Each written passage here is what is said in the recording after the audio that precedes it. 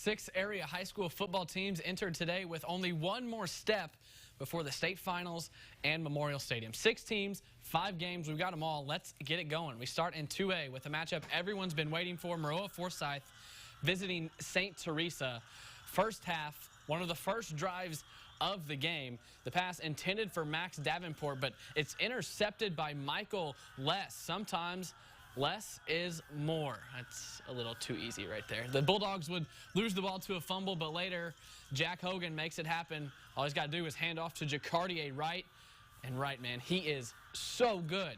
This is a really long 70-something yard touchdown run. That gave the Bulldogs an early lead. They missed the extra point, so this touchdown by Caden Morris would bring the Trojans ahead 7-6. But let's take a look.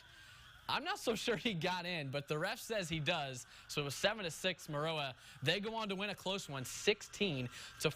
So with the Maroa win, we could have a 2A rematch if GCMS could get by Eastland-PEARL City. Scoreless at halftime, so in the second half, Jared Trantina with a short touchdown run. It was 7-0 Falcons. Eastland-PEARL City would answer, though, off the halfback pass, just kind of throw it up there, and he comes down with it in the end zone, 7-7.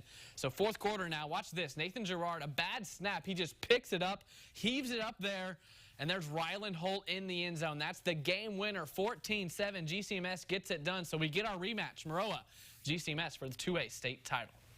In 3A now, Monticello in search of their first state finals berth. They were 0-6 in previous semifinal games, picking up the action from the second half. Sage is already up by 20. Jared Easterday goes for the long pass, but Asher Brad picks it off for the interception. Later on, Braden Snyder to Luke Stringer.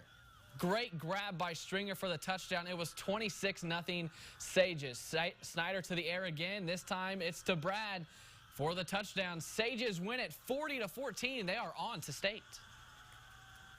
Carlinville's 12-0, and ranked ahead of us all year long. They won every game pretty handily this year, so we were pretty focused on their skill level. I mean, I'm humbled by the amount of attention our community has given to our kids. We just had to take it one game at a time, and that's what we did, and got through the best team in the South Conference. It's crazy. Just the crowd was awesome, and their crowd was crazy too. So it was just emotional the whole time.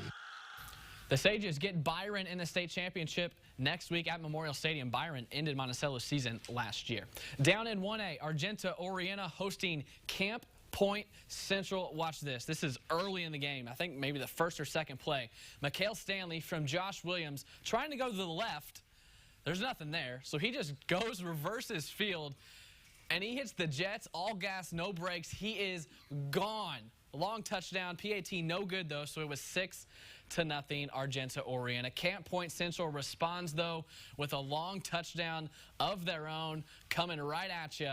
The Bombers, they come up just one game short. Such a good season for Steve Kirk and his team, but they lose it 35-22. And we have one 4A game, Rochester and Bishop McNamara from Kankakee. Rochester looking for their 8th state finals appearance in the last 9 years. Clay Bruno ties it at 7 with a short touchdown run here.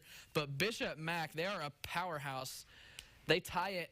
They take a lead 14-7, but then Cade Eddington, he gets loose for a long touchdown. That tied it at 14, but the Rockets, they can't get back to state. They fall by 10, 52-42 the final there. So